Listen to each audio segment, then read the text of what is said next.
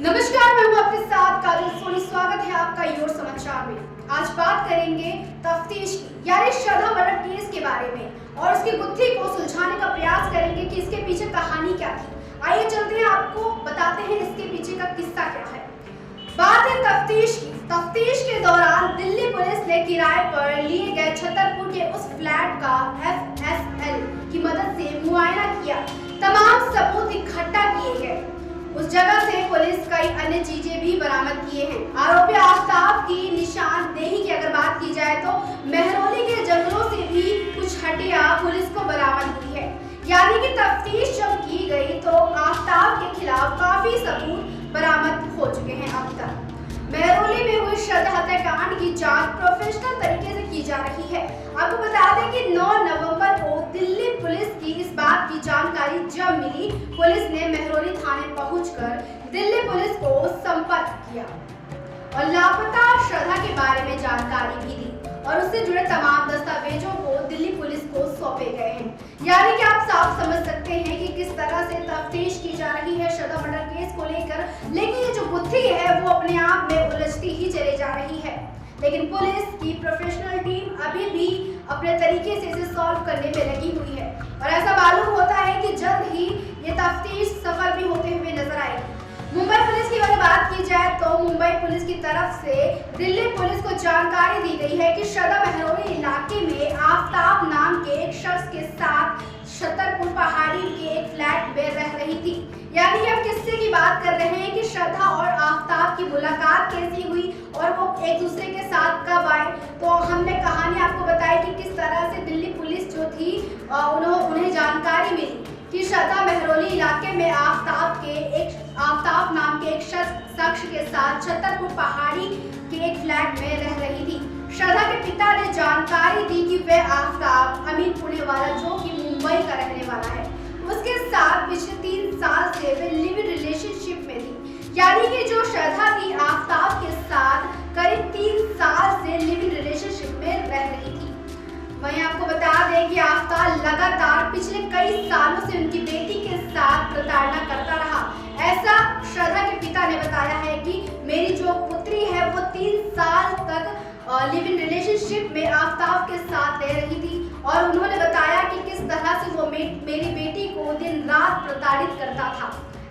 उन्होंने बताया दिल्ली पुलिस को।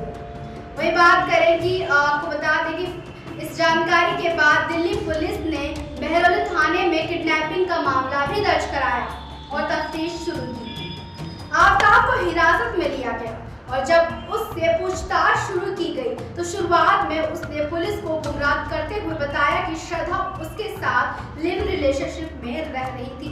लेकिन कुछ दिन पहले वे जिस किराए के मकान में रह रहे थे उस मकान को छोड़कर वो चली गई। इसके अलावा पूछताछ में आफ्ताब ने यह भी बताया कि वह इस केस को लेकर मुंबई पुलिस के सामने भी पेश हो चुका है। उनको भी ये तमाम सारी जानकारी वो मुहैया करा चुका है। यानी कि ऑलरेडी ही आफ्ताब अपने ऊपर लगे जो इल्जाम हैं उनको सबूत को मिटाने में कामयाब होता हुआ नजर आया, क्योंकि उसने पहले ही अपने खिलाफ कोई ऐसे सबूत नहीं छोड़े जिससे उस पर शक हो। उसने पहले ही पेश कर दिया कि उसके साथ श्रद्धा लिव इन रिलेशनशिप में थी, तो मैं उसे किडनैप कैसे कर सकता हूँ। इसलिए पुलिस ने उसको साइंटिफिक तरीके से उससे पूछताछ की ताकि आफ्ताब अपने अंदर के जहर को उगल सके।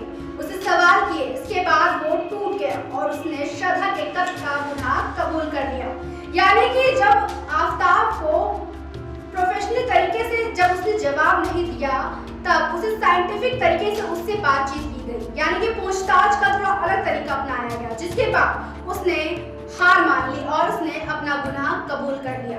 यानी कि अब आपको किस्सा थोड़ा समझ में आ रहा होगा कि किस तरह से आफ्ताब ने साजिश की और उसने उन सबूतों को मिटाने का पूरा प्रयास किया ताकि पुलिस उसे ना ढूंढ सके। यानी कि उसने पुलिस को भी गुमराह किया। पुलिस के हाथों से बचने की उसने पूरी कोशिश की, लेकिन पुलिस ने बहुत ही अलग तरीके से साइंटिफिक तरीके से उससे सवाल जवाब किया, जिसके चलते वो हार मान गया और उसने अपना गुनाह कबूल ही कर लिया। उसके मुताबिक मई 2022 से वह श्रद्धा के साथ छतरपुर के इसी फ्लैट में रह रहा था। 18 मई 2022 को उसे श्रद्धा का गला घोंटकर उसकी हत्या कर दी। जिसके बाद उसने श्रद्धा की लाश को अलग अलग टुकड़ों में काट कर और ठिकाने लगा दिया। उसके कबूलनामे से जुड़े तमाम सबूत इकट्ठा करने के लिए 12 नवंबर को आफ्ताब को गिरफ्तार किया गया। उसको 5 दिन की रिमांड पर लिया गया और 17 तारीख को फिर से 5 दिन की रिमांड अदालत से उसको मिली। वहीं दिल्ली पुलिस के मुताबिक केस की शुरुआत जांच में ऐसे है। ऐसे में किसी थ्योरी का यकीन कर लेना काफी मुश्किल है, लिहाजा ऐसे में दिल्ली पुलिस के बेस्ट अधिकारियों की मदद ली जा रही है। इस केस को सुलझाने की पूरी कोशिश की जा रही है।